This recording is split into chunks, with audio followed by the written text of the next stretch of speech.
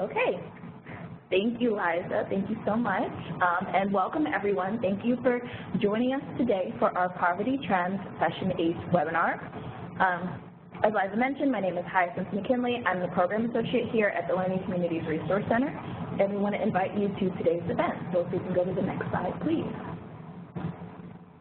So as I mentioned, this is our Poverty Trends Session 8 webinar. You can figure out why work no longer gets people out of poverty. And we're very excited for this event to be hosted in collaboration with the Center for Community Futures.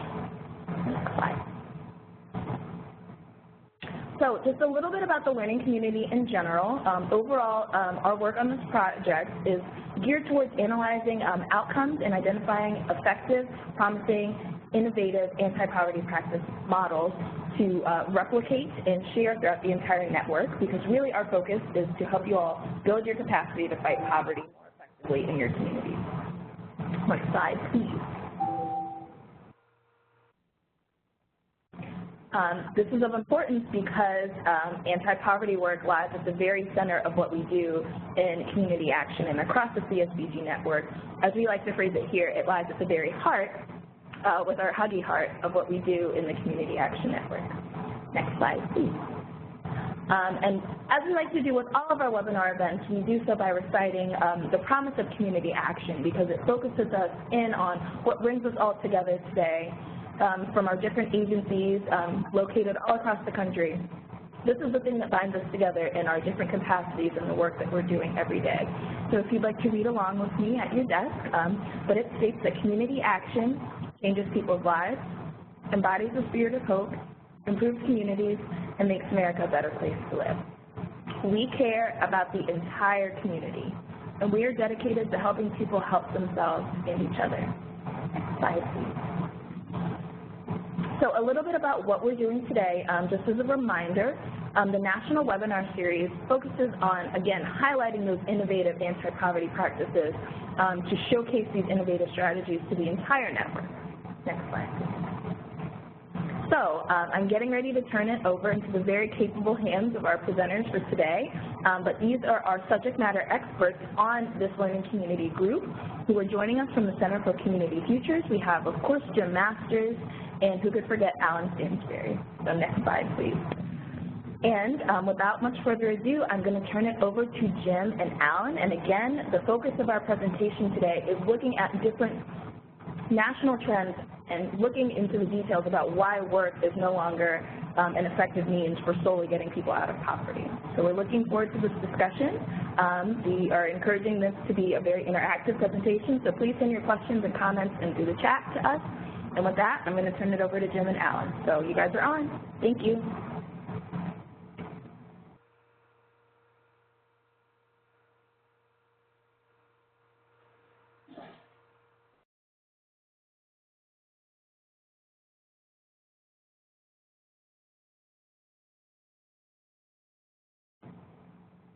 So Jim and Alan, I think you guys are queued up for your portion of the presentation. So maybe Alan, do you want to get us started while we wait for Jim to call back in?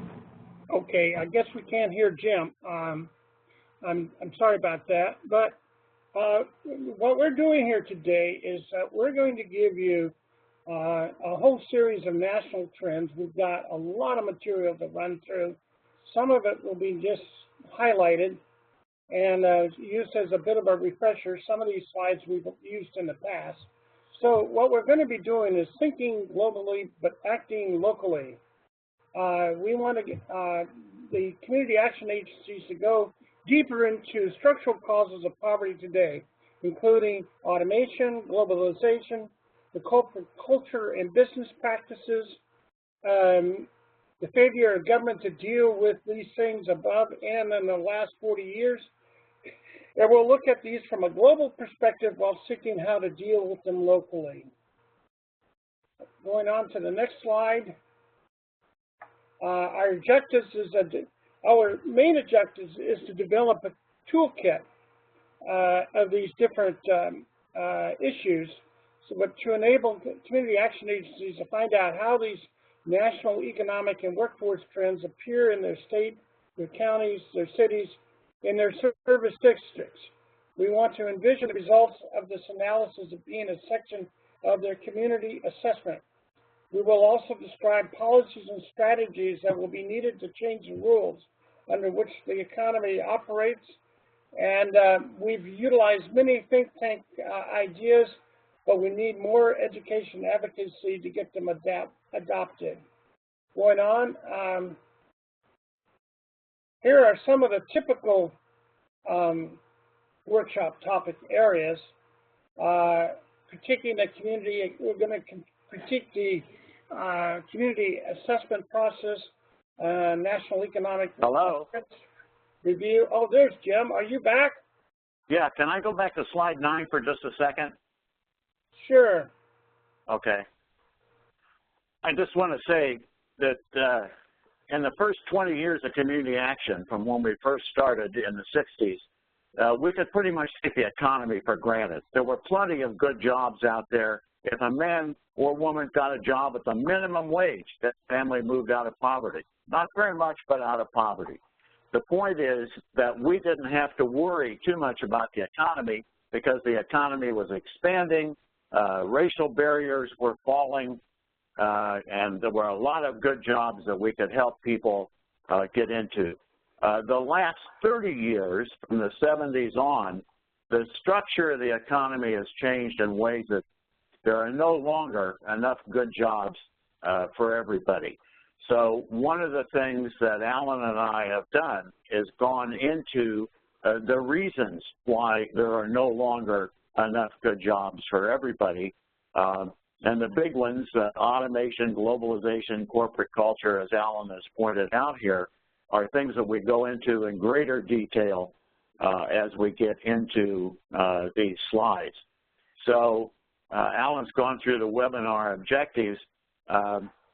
We want to look at some of the topic areas of this webinar and move into a look at the existing community assessment process and why it goes so far, but it doesn't go far enough. We want to look at some of the national economic trends, and we want to talk to you about these toolkit topic areas where we're going to present national data, then help you find local data. And then we want to talk about how we are going to identify the strategies that you can use to address these challenges locally. Some of these strategies are workplace strategies, i.e. specific employers. Some of them are city, government, public policy, county issues, state level issues, and of course national issues. So when we look at the existing community assessment materials, most of which were developed 10, 20, even 30 years ago, and we see that there are 3 systems in use in the Community Action Network, one from NASCAP, one from the Partnership, and one from the National Association of Roma Trainers. These go so far, they go a certain distance into analyzing the society, but they do not, none of them include the details about how people earn money, including the structure of the labor market, how many people are working full-time, where they were working part-time, et cetera.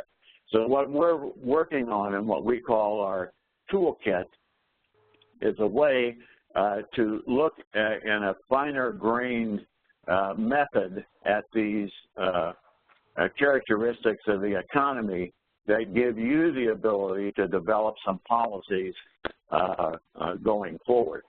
So when we look at the existing methods of community assessment, of course, we've got demographics, we've got and then some of our key findings in employment and training for just the area that we're looking at in one of our samples here. We're finding some trends that are different from the historical trends. We find education in the Sonoma Valley, where Alan and I have both lived, is going in one direction. Who's clicking this thing back and forth? I'm trying to move forward here. Well, that's the fact. Okay. Alan and I are having a click war. Okay, so some more findings in health and housing, but we want to go through these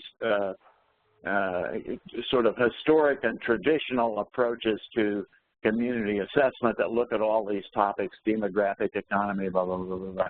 And we want to get into this finer-grained review of the economy that we are trying to focus on, including the declining middle class, labor share of income, labor force participation issues, what's going on in terms of wage theft, employment in the gig economy, which seems like a great deal, go to work for Uber part-time, et cetera.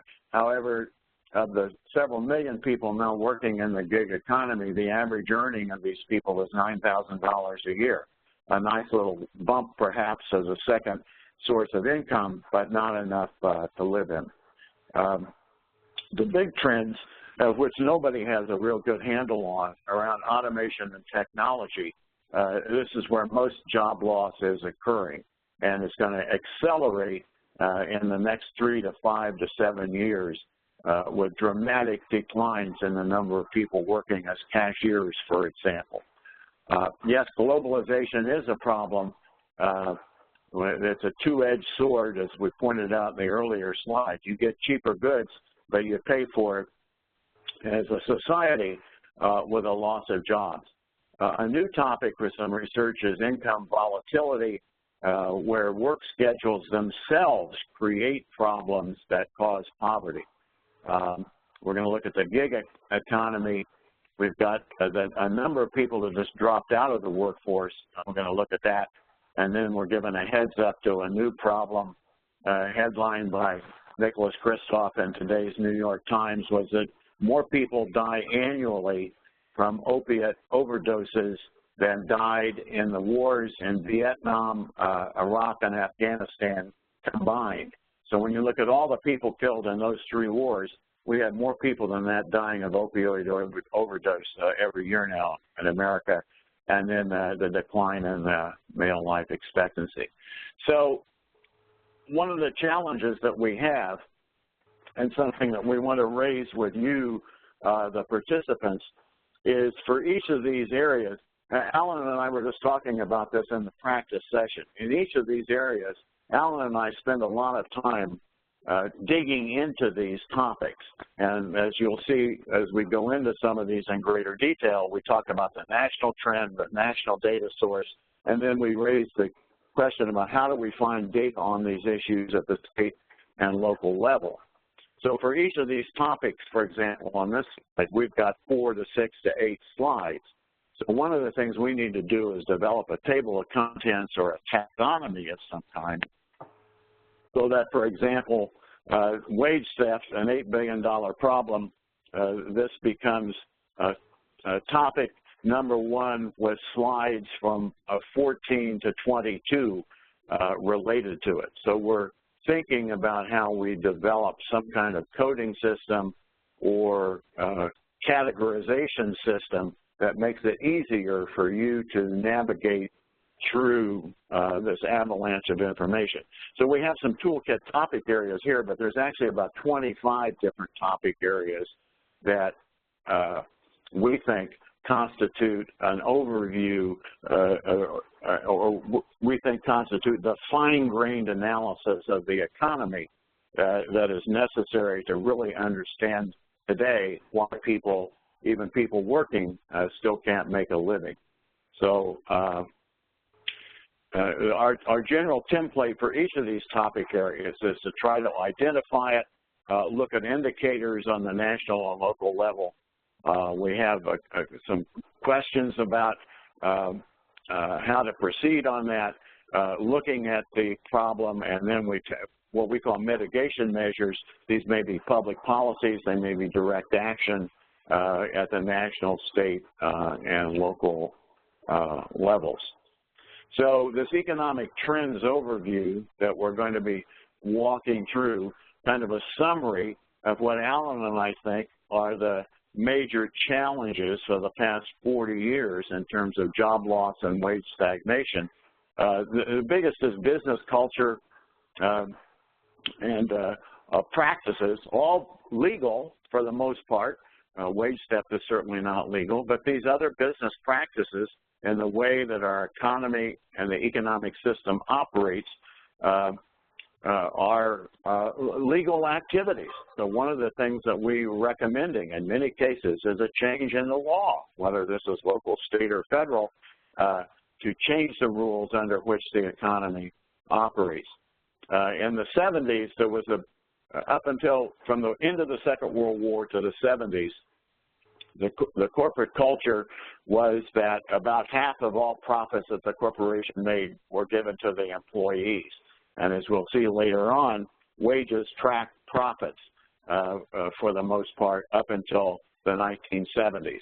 And then there were oil embargoes and other changes, and the corporations decided they needed to maximize the short-term profits for the managers and investors by cutting worker pay, cutting worker benefits, changing the retirement policies, changing the health care programs, and so forth.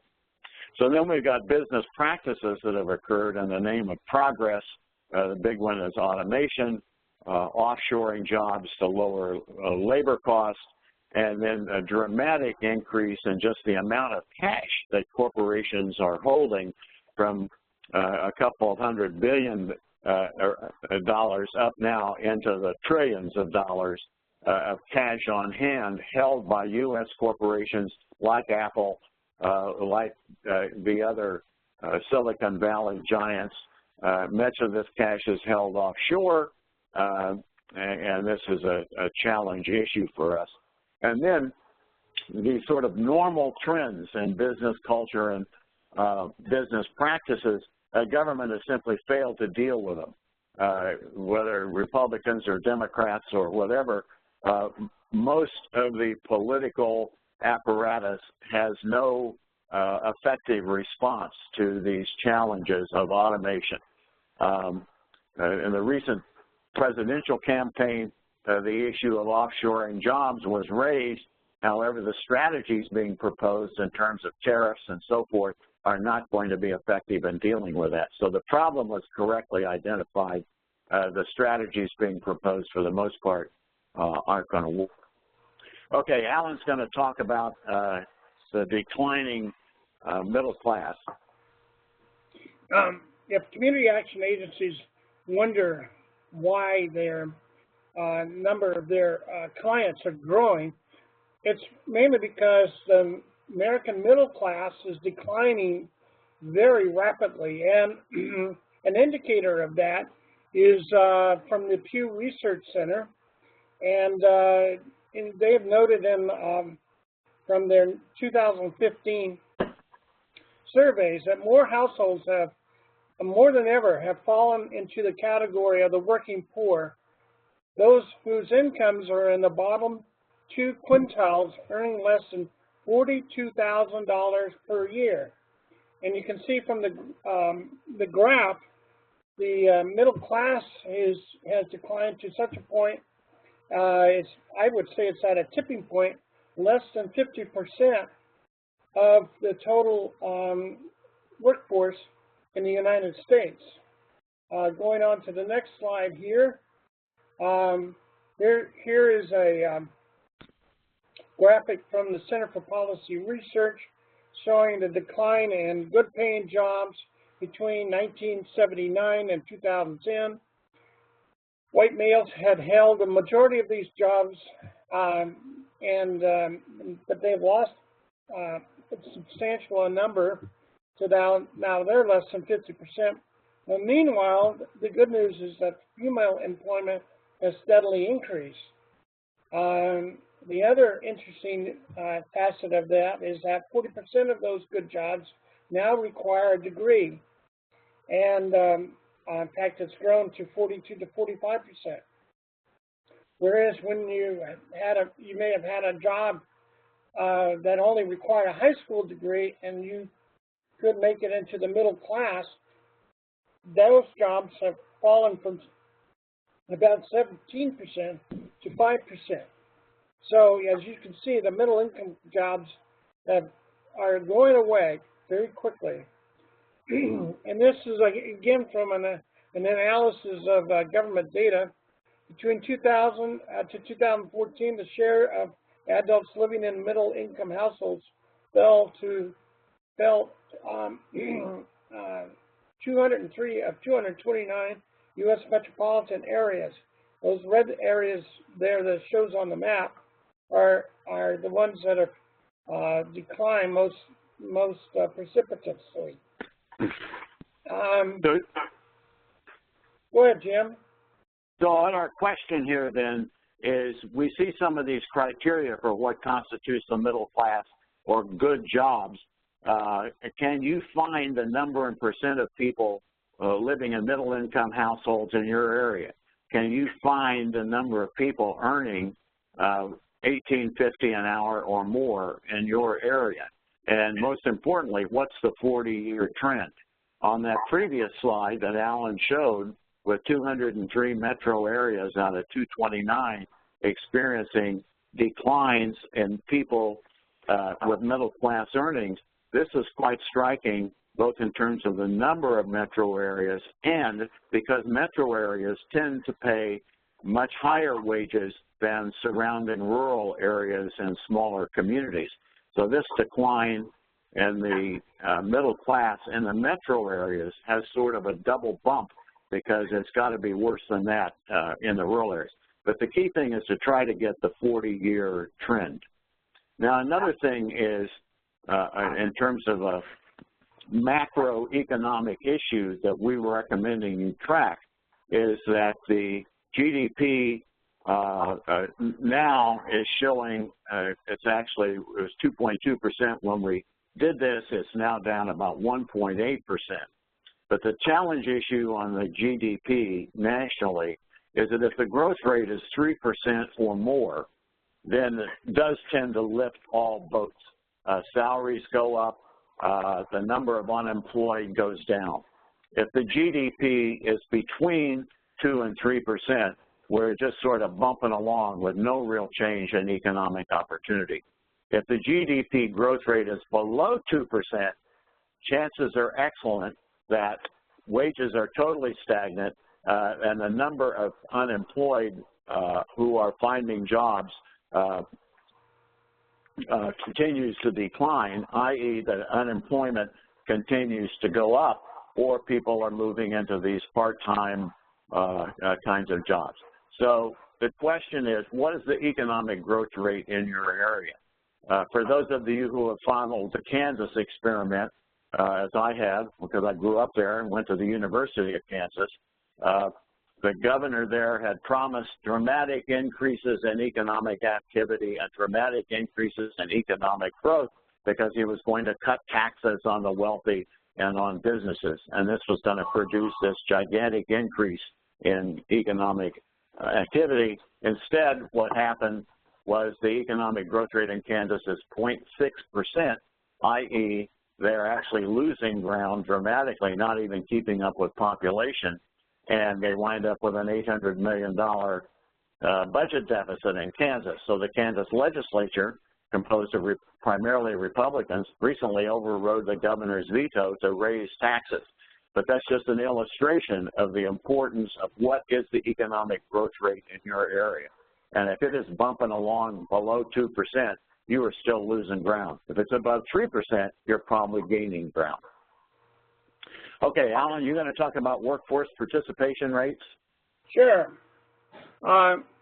Workforce participation rate is very vital these days because we've been seeing a steady decline in the United States, and we're given Kansas City, Wyandotte County, we want to show you what's going on there.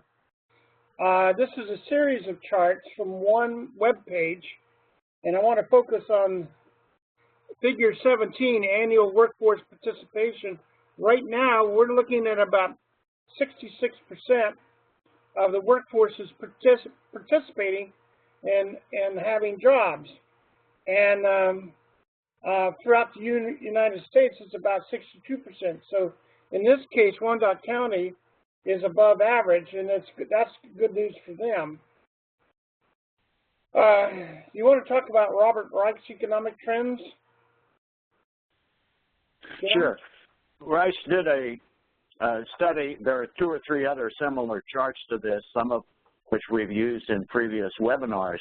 But the gist of this is wage increases tracked productivity growth from the end of the Second World War up into the 1970s, and then the corporations changed their mind about sharing the benefits of productivity growth, i.e. profits, with employees. And we see, when we talk about wage stagnation, this is one illustration of how wages from 1979 to 2009 increased about 8% over that almost 30-year period, whereas productivity, i.e. profits, went up about 80%. So this is a corporate behavior issue as to what's happening with the money that's earned. There are a couple of other charts on this. Here's another version of it, this one from the Economic Policy Institute, showing the divergence between productivity increase and hourly compensation, the point being that profits have been going up for the past 40 years, but they are no longer being shared with the employees in the way that they were. So what have you got here, Alan? What's this chart show us? Well, this correlates to the decline of the middle class. You can see where the median incomes of the middle class has fallen between 1999 and 2014, where the middle class was at $72,919 in 1999. It's only increased to $77,000. But you can see in the upper class, it's considerably more. Even though there was some slight wage growth, it was not near enough to match the upper class. So this is just, and this is only a 5-year period. These numbers would be even more dramatic if you looked at them over a 30-year. So back to the other question we had about the difference between productivity and the percentage of the money going for wages, we see this long-term trend of the amount of money that is being used for wages declining. This is just a 17-year period. If you look at this over a 30-year period, the chart is basically the same.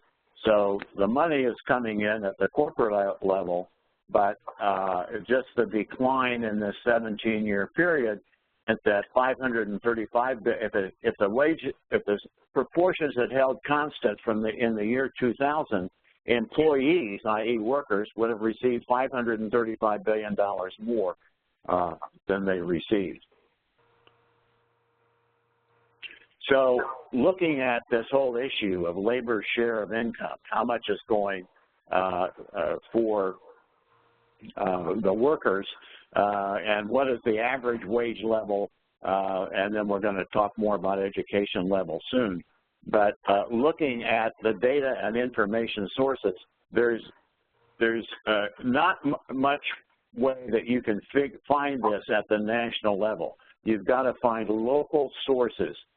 Your State Department of Labor, the Extension Division from the university, and other local sources may be able to provide you with these data.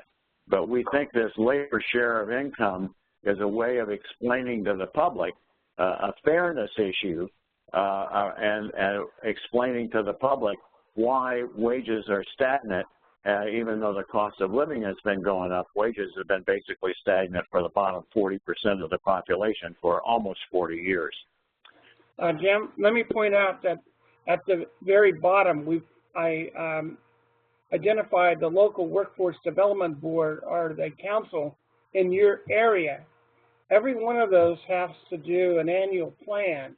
And in that annual plan, which is always published by the workforce development board, somewhere on the internet, are a lot of good information that can be used in your community assessment. So don't ignore that source. It's an exceptionally fine source because they hire professionals to do a lot of that work. So the Workforce Investment Act and the local workforce development boards, the Workforce Investment Act, I remember when that passed, the lobbyists, our lobbyists, were very pleased that they had a provision in there for, in effect, inviting CAAs to be members. I'm astounded that only about 10% of CAAs are on the Workforce Development Board. There's a handful of about 6 CAAs that are the Workforce Development Board, but only about 10% of CAAs are on the Workforce Development Board, and they should be members. And as Alan points out, they do some research which can be useful for you. So here's another look at hours worked and hourly earnings, and that's some additional information that is understanding. So some of the points that Alan and I are making about the understanding the real economy, the way people earn money on a day-to-day basis, is that some of these national trends that we've talked about and are talking about here, these are significant whether we figured out a way to measure them locally or not. But we're going to try to think through when there's a straight line from the national data source down to your local area, as is the case with much of the Department of Labor Bureau Labor Statistics data, where you can go right into their charts and pull county level data. For many of these measures, there is no way that we know of to go straight from the national source down to the local level. So that's where we're challenging you to go up to your state Department of Labor, to the university extension, to your local workforce investment board, and dig through their data to see if you can find a way to measure this stuff. If not, perhaps we can challenge the graduate students at the local college, find a professor who's interested in income stagnation and wage inequality, and have the students in that class do some of this research for you as a part of their class credit. Or hire the professor for $5,000 to produce these data. So when we look at some of these topic areas and the trend lines that we think are important for your understanding and for your formulation of public policies and other response, looking at the men versus women in the workforce and those trends, a huge issue is the number of jobs going to college grads versus high school. We're going to see a chart on this later on. That in effect of the 10 million jobs formed since the recession, about 90% of them have gone to people who are college graduates or with some college. And there's been an actual decline in the number of jobs held by people with only a high school diploma. This is a major, major issue for us when we're telling people, tune up your resume and learn how to interview and you're going to get a job. Well, the point is that the number of people who with only a high school diploma who are getting jobs is extremely low because the jobs are going to people with college or college graduates. We're looking at the current economy in terms of the number of temps. About 2 million people are working as temps who wish they were working full-time. These are mostly young people and mostly minorities. You can get data on the number of jobs created and lost by industry. I think we've got an example of that coming up. The number of jobs lost to automation, you can get these data on a national basis. It's much more problematic to do it locally, but we think we're going to be able, that Alan and I are going to be able to develop a method where we can look at the number of jobs lost in retailing, for example. Retailing 6% of the economy with about 15 million people working at it. And the prediction is that through automation, a third of those jobs are going to disappear within the next 5 to 7 years. So we'd be able to prorate off of the national data. We can't find the number of people in retailing in your area and to show the percentage loss or the projected percentage loss on that basis. And then, of course, the number of jobs lost to plant closing and offshoring, all of the textile industry, the sheets, the blankets, and then the shoes, all clothing, shoes, many appliances, et cetera. All these used to be good jobs, and these have moved offshore. So we'll be digging, trying to find that out. Jim, Alan, you want to look at wage and salary trends? I will, but I just want to refer back to when we had the Sonoma Valley Economic Development Report up on the slide there. That was a locally funded report for the Sonoma Valley Chamber of Commerce, and they found all of this information. They really dug through all the stuff that they could get their hands on, plus sending out surveys to the various companies that were involved in the valley. And so all this data was found and reported in that report I showed earlier from Sonoma Valley. Wage and salary trends. That's probably one of the most important elements of why people who are, even if they're working full-time, are still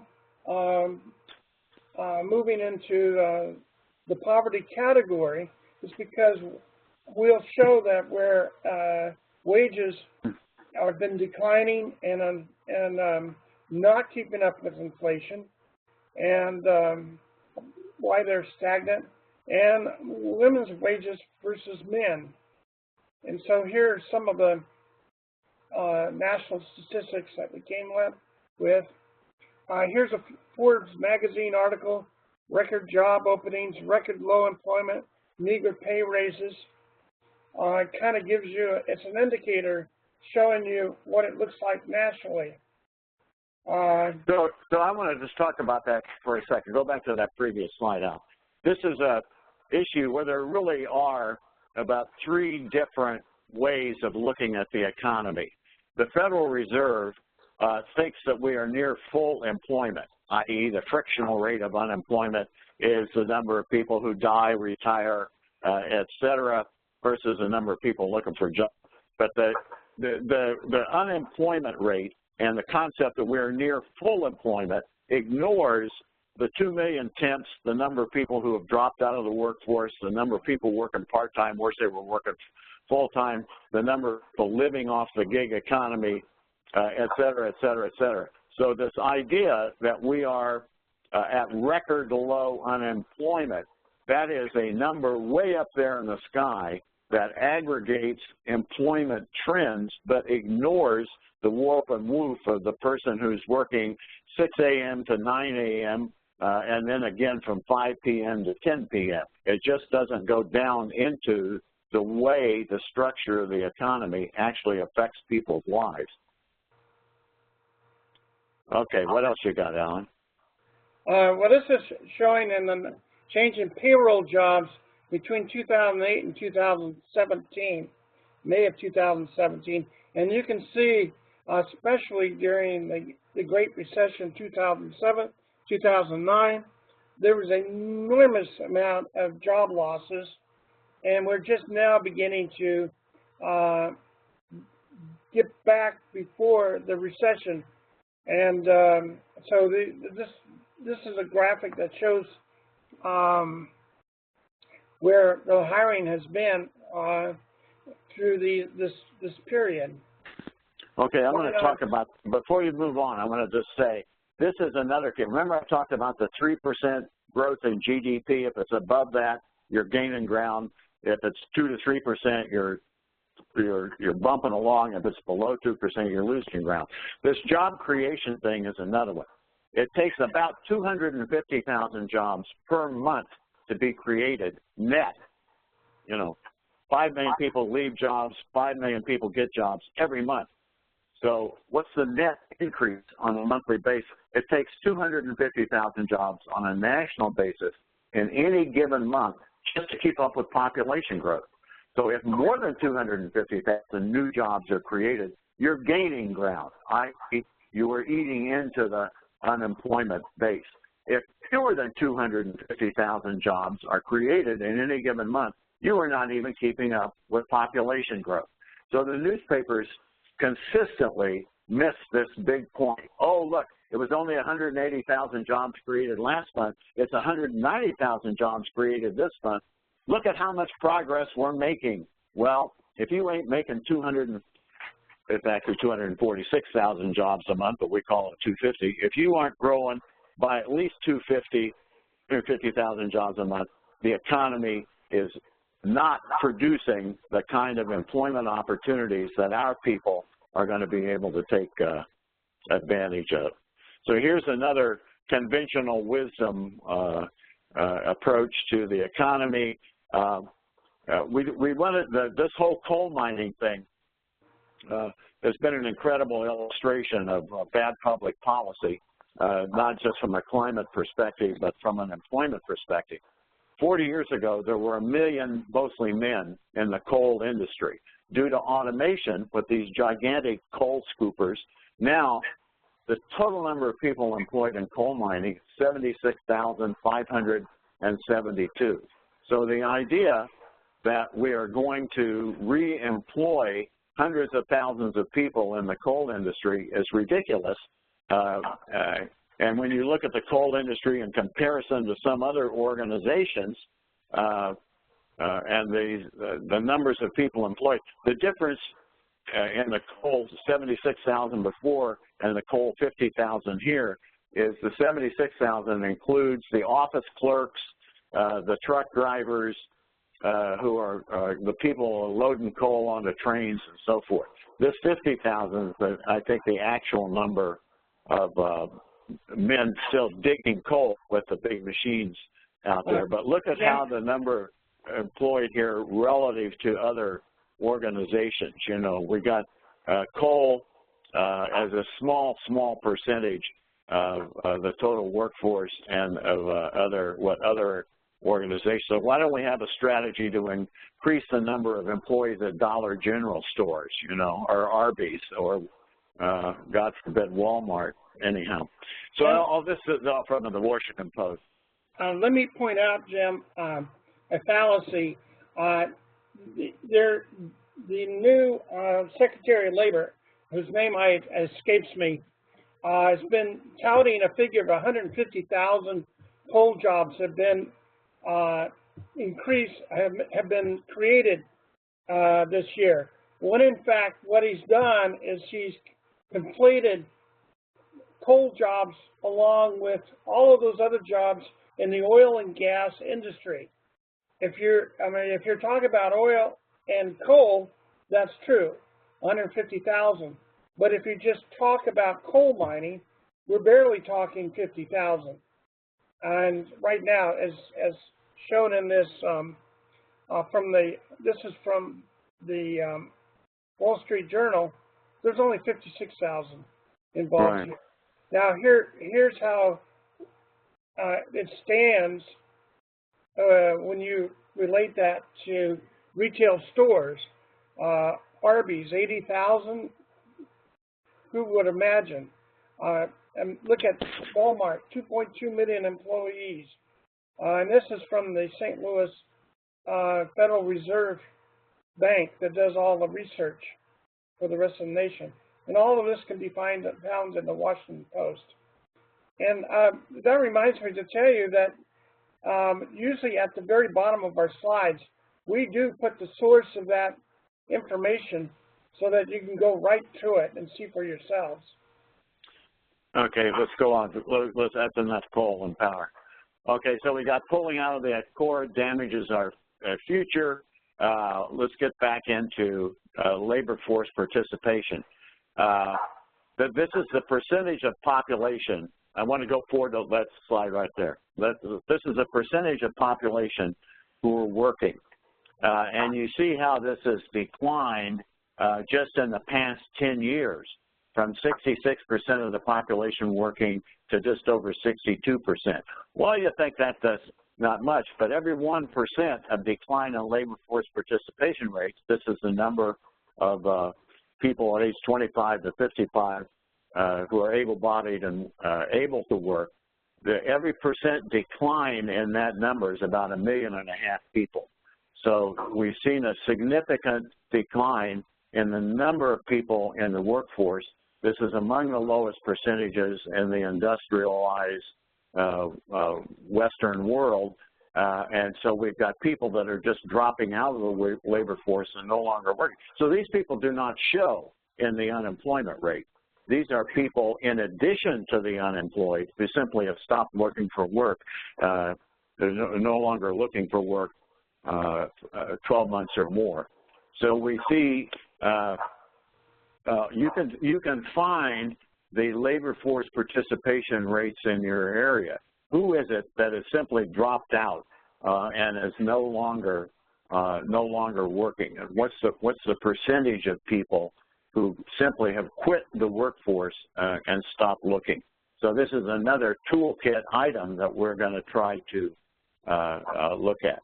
Okay, we've got men and women. Women coming up, men going down. Women coming up, men going down. Women's salaries for comparable jobs are what, up to about 77% now? Is that right? But looking at the percent of women and men is interesting and useful on a local level, because most of the job growth that's projected in, for example, nursing and teaching and other healthcare jobs are jobs for which women are historically and traditionally more likely to get those jobs. So we've got the, we're going to go on here, Alan. This is where we're getting, okay, so here's the number of people working part-time. So we're at about 6 million people working part-time. And the research that we've seen is about 2/3 of these would like to be working full-time. Here's another not in the labor force at all. Okay, the unemployed and dropouts, the difference between unemployment. So one of the statistics that we're recommending you get is the trend line on the number of people in the workforce, i.e. in the number of those who've dropped out. Okay, Alan, you're going to talk about wage theft? Yeah. Okay, $8 billion annually lost in wages. That's estimated that we could solve our poverty problem if there wasn't such an extraordinary amount of wage theft that's going on throughout the United States. It's just a huge problem everywhere, particularly when the working poor are out there trying to put food on the family table. They are being paid less than minimum wage, or if they have their overtime, they're not being paid. The employers are telling their employees to work off the clock before or after their shifts. In other words, they're not allowed to clock in, and so that's another loss of pay. Meal break violations.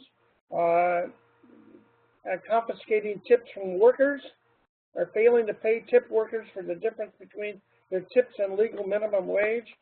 And another big one, misclassification, classifying employees as independent contractors to get out of paying the minimum wage. This is just a few of what goes on out there. This is from the Economic Policy Institute, showing where this is happening. Down at the bottom, we recommend that you take a look at that report and see how it works in your area. And if you find such a substantial amount of wage theft, you need to call attention to the authorities. They're there to work on behalf of that. They're required to.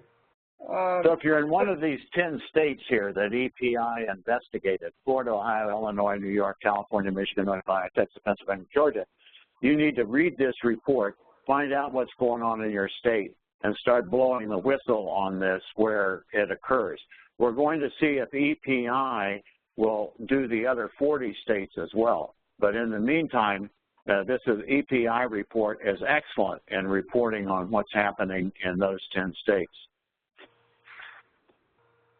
And this is the data on if wage theft was ended, what would happen to the poverty rates in your area. And another finding of the report is that if your wages are being stolen by your employer, you're going to have to go on public assistance, and that's not fair either. Another indicator from the report. Here's some of the questions you need to ask your clients, whether or not your employer is engaging in wage theft. And if they answer yes, then they've been a victim and they should be entitled to compensation. These companies need to be investigated and they need to be sued to get back those past wages. And by the way, there's very severe penalties that your district attorney or the state can levy on these companies. It's big. And here's some strategies to mitigate wage theft that we suggest that you take a look at if you discover wage theft in your area. And you really need to do that. There's some resources. And income volatility. Did you want to do that one, Jim? Yeah. So we're looking at in theory, this person has a steady job, but they have unsteady hours and wages. Recent research shows this to be a fairly significant problem. And here's a good chart that shows the percentages of people at different wage levels who experience this income volatility, i.e., 40% above bump up or down in any given month. So when you look at the bottom end of this income spectrum, i.e. below 12,000 here, so this is you see as you start across the chart, there's 12,000, 60,000, 120,000. What percentage of workers experience these dramatic increases and ups and downs in income, this income volatility? And we see that on the left side of the chart, if you're earning $12,000 or less, your income is incredibly volatile, i.e. bouncing up and down based on your schedules that you work, the hours that you work, et cetera. And this in and of itself creates havoc in the family's ability to pay bills on time, car payments, or whatever. So we look at this, the major element here is the lack of stable, predictable work schedules. This is where employees are given very short notice to appear at weird hours, and this creates a problem. We've got some strategies in here to improve or to mitigate this volatility. I want to go to the next slide now. That's why I moved. There you go. And the key one is to improve employer scheduling practices. And this is the employees talking to the employers or you talking to the employers around the hours that people are working. So we're going to have some additional info in here, to and then you can ask some questions of people who come in. Are you part-time or full-time? Ellen, I'm doing this one, right? Yeah. Thank you. So you can ask some questions here. Here we go. There's the survey questions. That's what I wanted to do. Okay, you can ask questions of people who come in about their hours and about this issue of income volatility because this wreaks havoc on people's lives.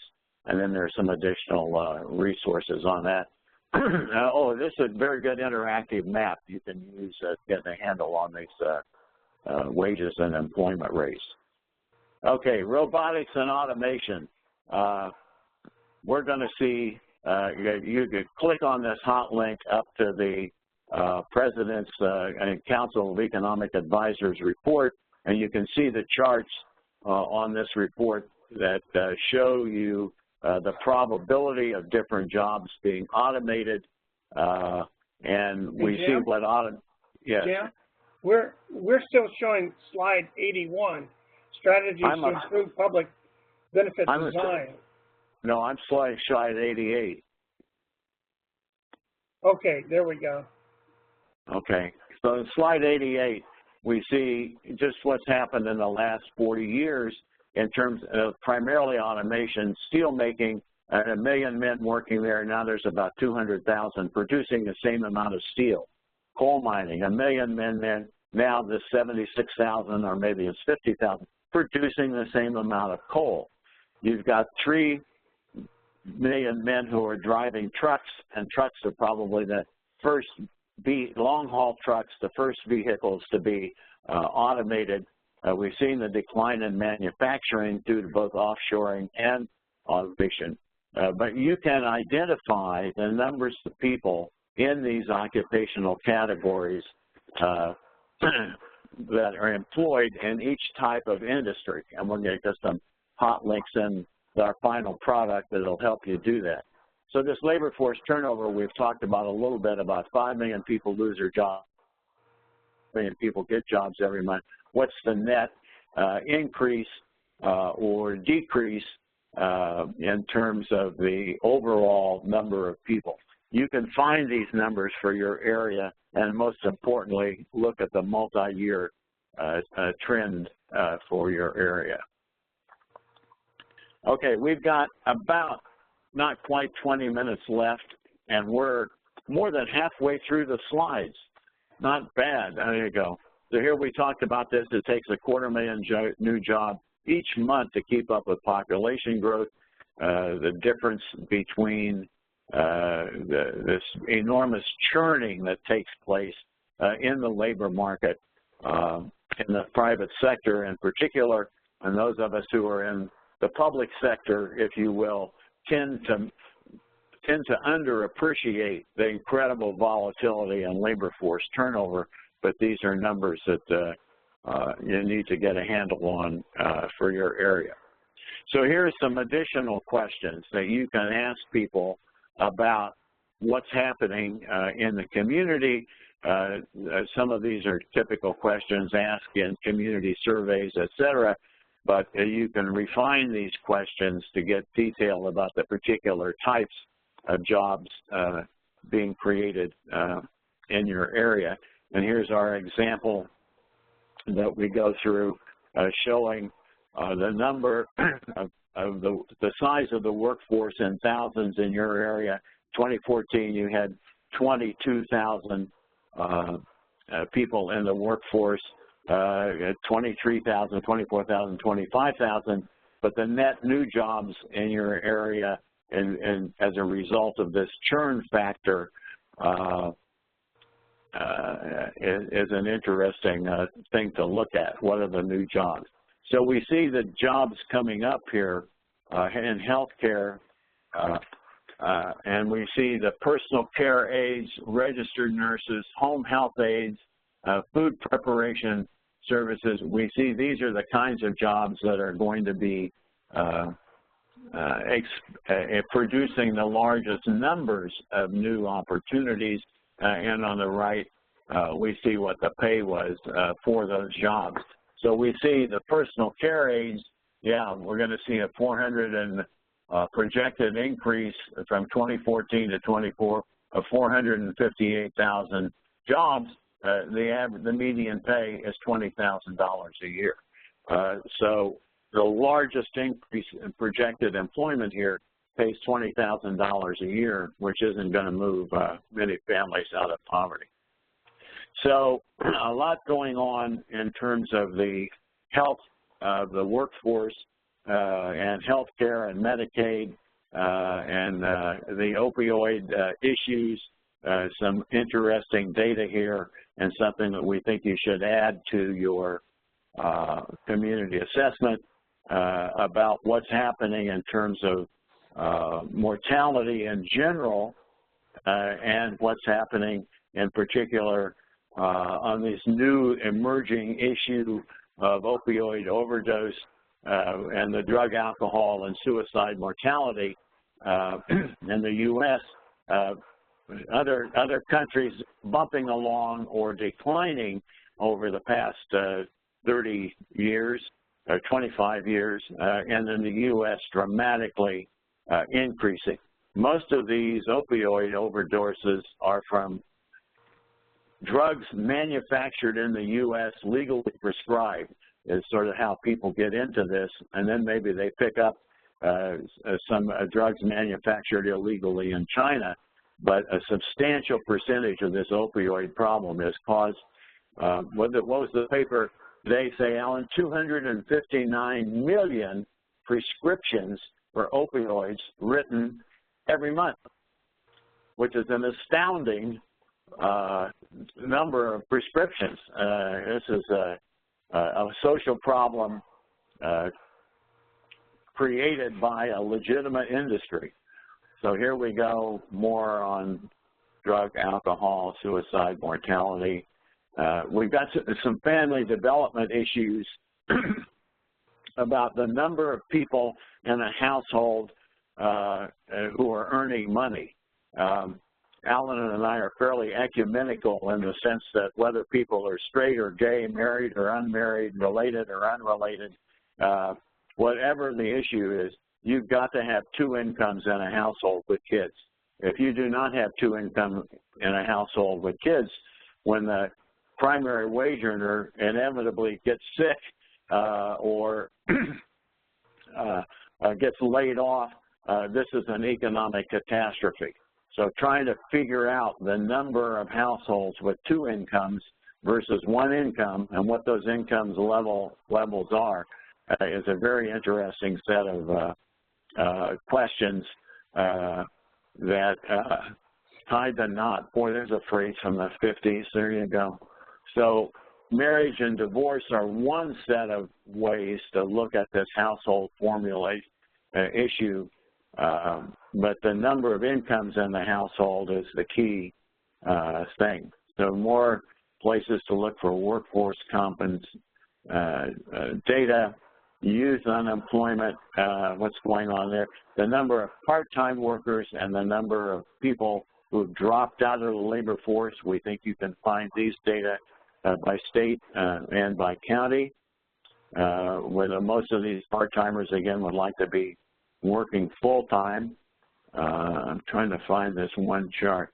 Here's, of course, you've got people, many people work full-time who are still in poverty because the wages that they're earning are not sufficient. The working poor, there you go. Here's more on the gig economy, on-demand jobs, looking for a job. Okay, this is a very interesting chart. Is this the Georgetown University chart? Yes. Okay, 130. Okay, so this shows the number of people, and what we see here is that productivity has gone up. That's the black line. Then we look at who has gotten the jobs in the past 10 years. We see people with graduate school have gotten a lot of these jobs. We see college graduates have gotten the next bulk of the jobs, and we see that the percentage of these new jobs that have gone to people with high school graduates is essentially zero, and the percentage of these jobs that have gone to people who are high school dropouts is below. In other words, people who are high school dropouts are still losing ground. The number of high school graduates who have gotten jobs in the past, when we're looking at the from 1979 to 2015, 40 years, is essentially zero. The point here being that the jobs that are being created are going to college graduates or people with graduate school. And I think this has pretty profound implications for our work in community action. Alan shows that you can find these data on a county level basis. You can find the number of people working We've got public assistance, more public assistance, income inequality. You can find income inequality data on a state basis, and we think on a county basis. Income, economic mobility. Alan's got an example here from Kansas, and then we've got more on overdose deaths. So we're going to consolidate these topics under each of these headings, and in our final toolkit for each of these major headings, we're going to have 4 or 5 slides, and then we're going to have the specific toolkit questions that you should ask about your local area. And we're going to present that at the partnership convention. Maybe if we're lucky, we'll even have printed copies of the thing, although that's a challenge to do. But at this point, do we have the question and answer turned on? If people got questions and answers, maybe not so much about any specific topic that we've covered, but just about the concept of this toolkit itself. We'd like some feedback on that. Would a toolkit that gives you pointers about how to find the kind of data at the local level about the numbers of people employed in these different circumstances be something of use to you when you're doing your community assessment? Maybe that's my question here, and let's see if we have any comments on it. Is the comment box turned on, the chat box? Liza or Hyacinth? Okay. Yes, let's see the chat window should be open, so if anyone has any comments on what Jim just said, please feel free. So we're getting some ones sent to me. Yes, the toolkit sounds like it would be very helpful. Thank you for that, Brian. Anyone else want to offer any comments or feedback on the toolkit that Jim and Alan just discussed? So one thing, while we're waiting for additional comments, that would be of interest to us is where we have pointed you to. Alan, your camera just dropped off there. We lost. There he is. One thing that would be of great interest to us is where we have pointed you to see if you can find these data locally, see if your state department has it, see if your workforce development board has these data. If you would just take 1 or 2 of these topics and dig in and see if you can find data locally. Know that there are great variations between states in terms of the amount and quality of data collected. California collects an enormous amount of data. Other states, not so much. So if you could dig in, pick one of these questions that we ask, or things where we ask, go find the number of people who are working part-time.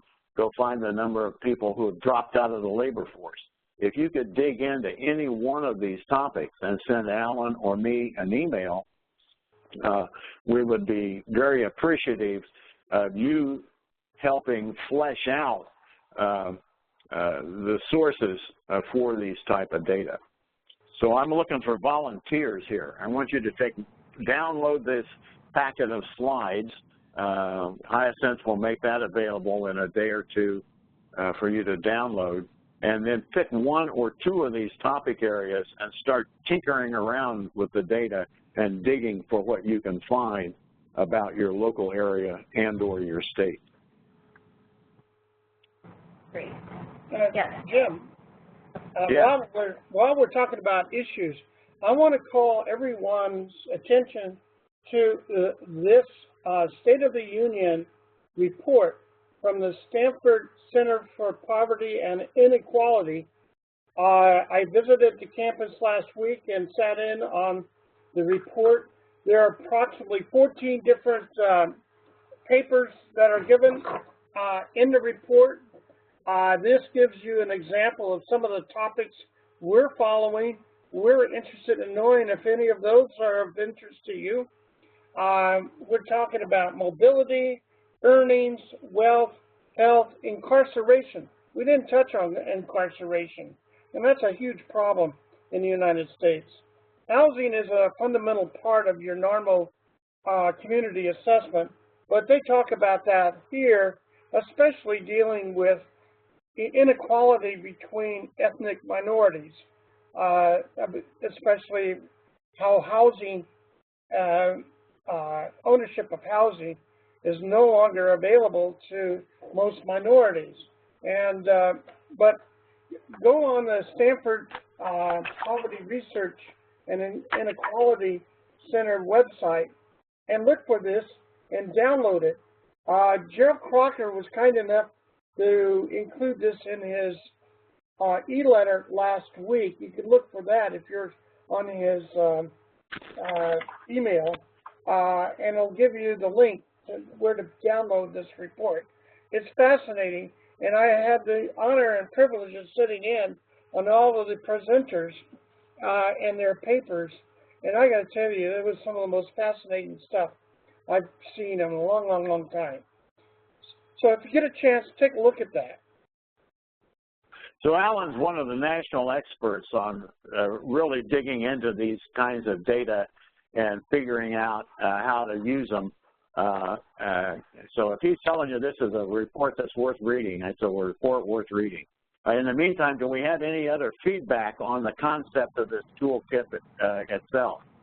If not, do you want to move into specific questions about the elements of the toolkit? We've got, what, 4 more minutes, Hyacinth? Yeah, you have about 4 more minutes. I think before we go into general questions, I'm trying to find it here in the Q&A, but I think we have one question about the toolkit, some of the data that it's going to entail, so I'm trying to pull it up. Give me just a second. Okay. We got a lot of feedback from people saying that they feel like the toolkit would be very helpful, so that's what I'm sorting through right now. Good. Okay, so the question that we got about the toolkit is, based on your description, it seems like this toolkit content will be geared towards finding data in urban settings. Do you have any tips or tools that might relate to finding this data in rural frontier areas?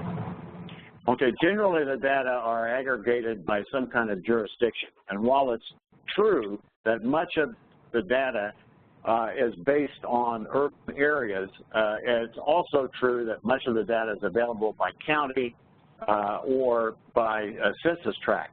So the data is what it is. In other words, we can't, for the most part, alter the nature of the data. We can only go find it.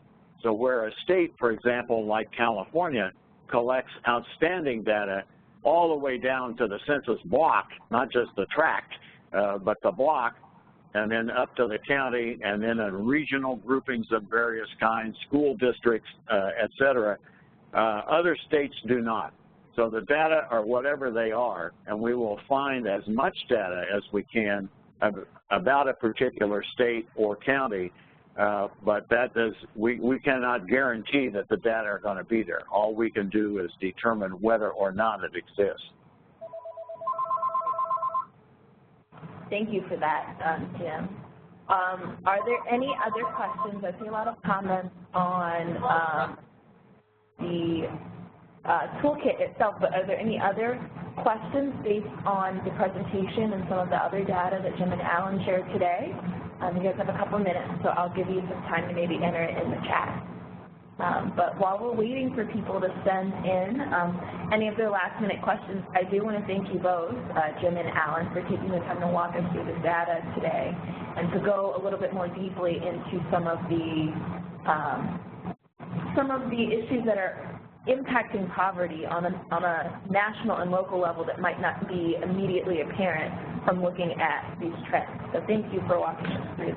Sure. And here's our email addresses. At the point you download this PowerPoint presentation from the partnership website, you can find our email addresses. Send us questions, send us comments, and send us a description of something that you went looking for and whether you found it or not. So thank you all very much for participating. We'll see you in Philadelphia. Thank you. Thank you so much for that, Jim and Alan. So we have just a couple of concluding slides here on the partnership's end, talking about annual convention, just some of the other offerings that we have between now and then. But we want to thank you for joining us for this webinar event. We do want to highlight one other one that we have coming up. and that is going to be taking place on July 11th. That will be session 2 of our Futures Project webinar series. Again, that's a collaborative of community action agencies of, I think it's 3 or 4 states in the Northeast looking at building a local theory of change. So we're very excited to be continuing that segment of our poverty trends group. So if you are interested in learning more about that, you can join us for this event. We encourage you to do so. Otherwise, we really appreciate all of your feedback and consideration in attending our events. We would love for you to take just a few minutes to fill out this survey. If you click the link on your screen, it should take you right to it. If you can just take a couple minutes to let us know how great Jim and Alan were, how great me and Liza were on today's presentation, but more seriously, anything else that we could do to make these presentations and webinars more impactful for you all. So please take just a few moments to do that. We would be greatly appreciative. Finally, here you'll see all the contact information, not just for myself, but for the rest of the Training and Technical Assistance Department here at the Learning Communities Resource Center. So please feel free to reach out to any of us with any of your questions, comments, or concerns. And again, I'll close with a shameless plug for our annual convention. As Jim and Alan mentioned, they're going to be doing 2 sessions for us this year in Philadelphia. So if you're interested in learning more about their work and about the white paper that they're working on and the toolkit that they mentioned, please be sure to join us for their session. So with that, that will actually conclude our presentation for today. Thank you all so much for joining us, and we'll see you next time. Thank you.